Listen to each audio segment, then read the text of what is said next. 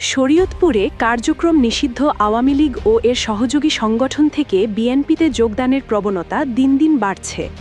গত কয়েক মাসে জেলাটির বিভিন্ন উপজেলা ও ইউনিয়ন থেকে আনুমানিক ১৫০ থেকে ২০০ নেতাকর্মী আওয়ামী লীগ ছেড়ে বিএনপিতে যোগ দিয়েছেন বলে জানা গেছে। বিভিন্ন সূত্র জানায়, শরীয়তপুর সদর, ভেদরগঞ্জ, ডামুড্ডা, নড়িয়া ও গোসাইরহাট উপজেলায় একাধিক ধাপে এসব নেতাকর্মী বিএনপিতে যোগ দেন।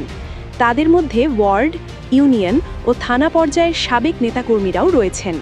অনেক ক্ষেত্রে স্থানীয় বিএনপি নেতাদের উপস্থিতিতে আনুষ্ঠানিকভাবে যোগদান সম্পন্ন হয়। বিএনপির স্থানীয় নেতারা বলছেন, নতুন করে যোগ দেওয়া নেতাকর্মীদের সাংগঠনিকভাবে কাজে লাগানো হবে এবং দলকে আরও শক্তিশালী করতে তাদের ভূমিকা গুরুত্বপূর্ণ হবে। একই সঙ্গে তারা দাবি করেন, আগামী দিনে আওয়ামী লীগ থেকে বিএনপিতে যোগদানের সংখ্যা আরও বাড়তে পারে। রাজনৈতিক বিশ্লেষকদের মতে, শরীয়তপুরে এই যোগদান স্থানীয় রাজনীতিতে নতুন সমীকরণ তৈরি করতে পারে এবং ভবিষ্যতের রাজনৈতিক পরিস্থিতিতে এর প্রভাব পড়বে।